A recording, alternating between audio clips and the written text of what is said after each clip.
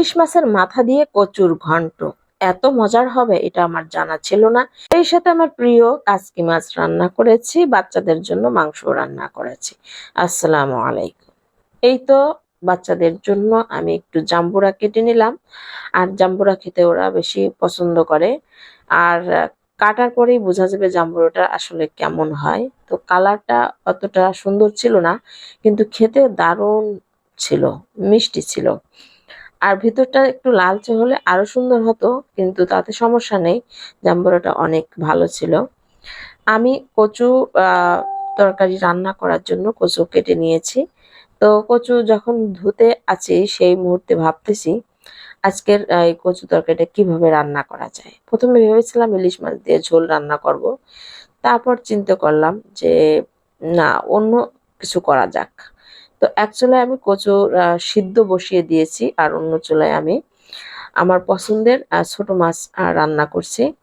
আর এই মাছ হলে তো আমার আর কোনো দামি কোনো খাবার একদমই খাবার তালিকায় না থাকলেও চলে।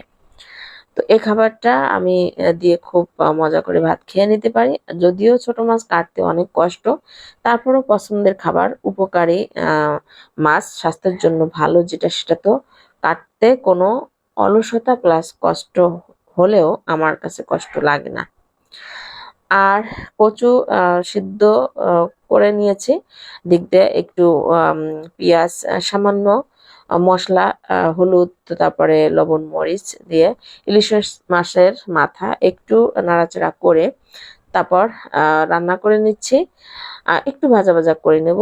এ পর্যায়ে কচু যে সিদ্ধ করে নিয়েছি সেটা আমি একদম মশলার মধ্যে ম্যাশ করে নিয়েছি আগে থেকেই, এবং ম্যাশ করে নেওয়া কচু তরকারিগুলো আমি এই মশলার সঙ্গে মিশিয়ে আমি চুলার আঁচ কমিয়ে রান্না করে নিব।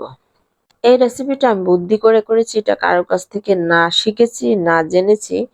মনে হলো হঠাৎ করে এভাবে করে দেখি খেতে কেমন হয়। সত্যি বলতে কি এতটা মজার হয়েছিল যেটা আমি বলে শেষ করতে পারবো না। কচুর ডগা একটু এভাবে সবসময় ভাজি করে থাকি। তো যেহেতু কচু তরকারিটা আজকে ঝোল রান্না না করে এভাবে করে নিলাম। অন্যদিকে রান্নার মাঝে দিয়ে আমার ছেলে আলবির জন্য আলু ভাজি করে নিলাম। আর আলু ভাজি তো সে বেশি পছন্দ করে, রান্নার মাছ থেকে হঠাৎ করে সে এসে এরকম আবদার করে বসে। তারপর তো এই যে কচু তরকারি রান্না করলাম, এগুলো তো বাচ্চারা খাবে না, তাদের জন্য অল্প একটু মাংস রান্না করে নিলাম আলু একটু বেশি দিয়ে। আর এখানে স্পেশাল একটা মশলা ইউজ করব, যে মশলাটা দিলে মাংসের স্বাদ ঘ্রাণ অন্যরকম হয়ে যাবে। সবকিছু মিলে আজকের রান্নাগুলো দারুণ মজার ছিল, তাই ছোট্ট ব্লগটি আজকে আমি আপনাদের সঙ্গে শেয়ার করলাম। আর বাচ্চারা মাংস পেলে তো অনেক খুশি। আর প্রতিদিনের খাবার তালিকা আমার ছেলে আলবি, তার মাংস তো লাগবেই।